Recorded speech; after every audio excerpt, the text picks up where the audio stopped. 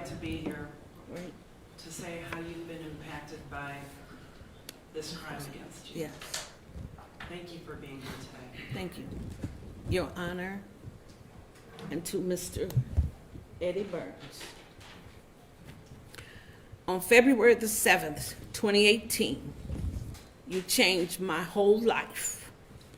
I had to face a man that was a raving maniac, a man that had no feelings in his heart for other people at all.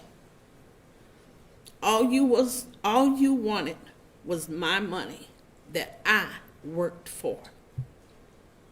You had to have watched our home to know what time I came home, and my grandson had gone to work because his car was not in the driveway, and my son had just left after he cleaned the snow from the driveway.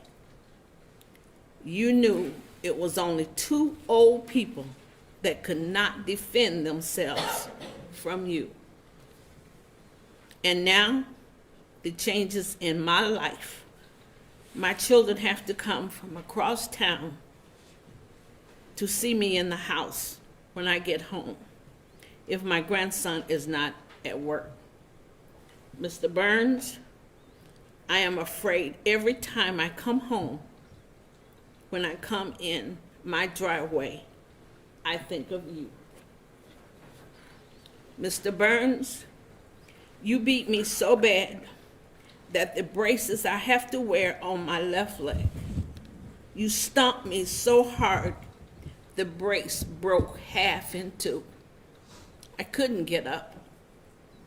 When I fell to the ground, you stomped me in my stomach, my head, my side, and you took my cane and broke it over my head. When I fell to the ground, my car keys was in my pocket and their car alarm went off. But you was not afraid of that. And you asked me, where is the money? After you took my wallet and phone, you saw my husband. He was yelling, please, please, do not hit her. You turned on him like an animal. My husband had no strength. He had been in the hospital November and all of December, and he came home January the 4th. He was very weak, and you robbed us on February the 7th. You beat him so bad, and you knew he could not fight you back. You stumped him in his head, face, with your heavy boots. He had 5 broken bones in his face, his nose was broke, and he had a concussion. 2 weeks after the robbery, he was back in the hospital. And the end of March, my husband died.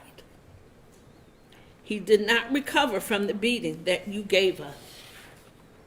Mr. Burns, you did not kill us on February the 7th. But no one can tell me that you are not partly to blame for my husband's death. Mr. Burns, you never asked Willie for his wallet or his money. You just wanted to beat and stomp until blood was running all over him. Mr. Burns, if you had left when you came back, if you had left and did not come back after the first time, you would probably still be free and robbing people. But you came back. You wanted more. You started to beat us again and again. You stomped and you beat us again.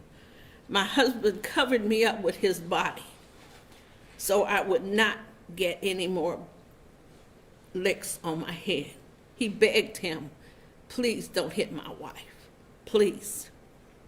He begged you.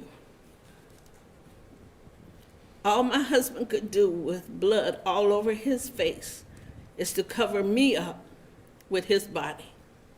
You asked over and over again for the code to our bank account.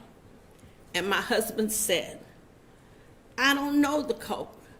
And my husband was telling the truth. He did not know the code to our bank. So I gave him some numbers for you to stop beating us. And you said, this better be the right number, or I will be back and I will kill you. Mr. Burns, some nights I cry half the night because I miss my husband. My life has been shattered because of you. You should not get out of jail until you're as old as I am right now. I don't care what doctors say. I do not hold your parents responsible for what you did. Everyone has a sense of right and wrong, and you knew what you was doing was wrong.